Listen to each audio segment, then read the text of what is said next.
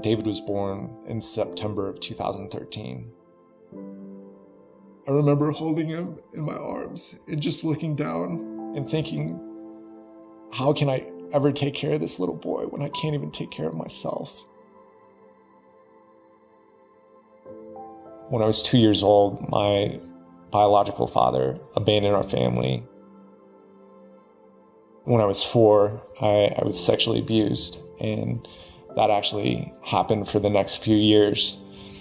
When I was 7, my mother, she hung herself just right outside of our home. And a few months later, my grandmother moved from California to come watch me and my sister, and she too committed suicide by hanging herself in our basement. And so we were adopted, and we were taken in by some distant family. And I remember the man of the house like sitting down with me, and he just said, I never wanted a son, and I don't want a boy in this house. And that was his welcome to the family. He was very abusive, both physically and emotionally. And I became his whipping post. So much to the point when I was 14, I couldn't take it anymore. And so I ran away.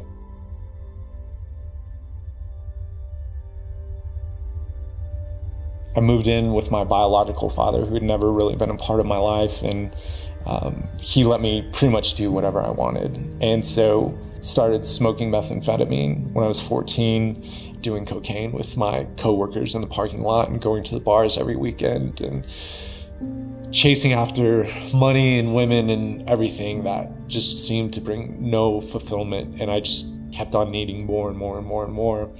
During that time, I met a girl at the bar, and she ended up getting pregnant. I had a really severe panic attack, and I called my grandparents up, and I just couldn't do it. And so my grandfather was really worried, and he said, "Come home."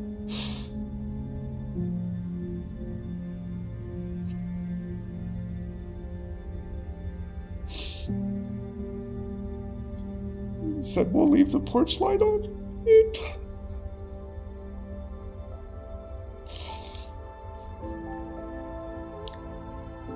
So I came back, and I still wasn't doing well, and still going through a lot of depression, and still using drugs and substances, and this negative tape playing through my head, like, I am such a failure, never going to be a good father, and just laying there all day long and letting this tape play over and over and over again. I'm screwed up. There's something wrong with me. And I remember the next day just saying, "Jesus, if you're real, like, you have to show up right now and save me. You have to help me."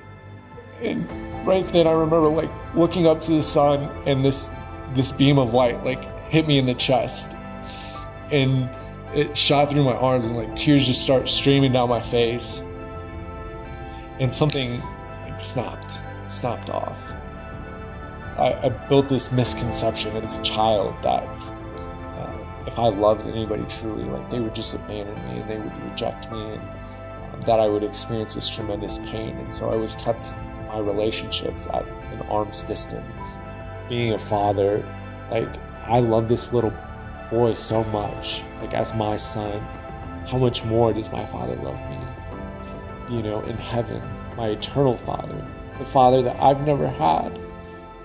And so in that revelation of love, it's just like, I truly want to give that love to others and tell them where I found this incredible love, you know, the love of a father, because it's transformed my life.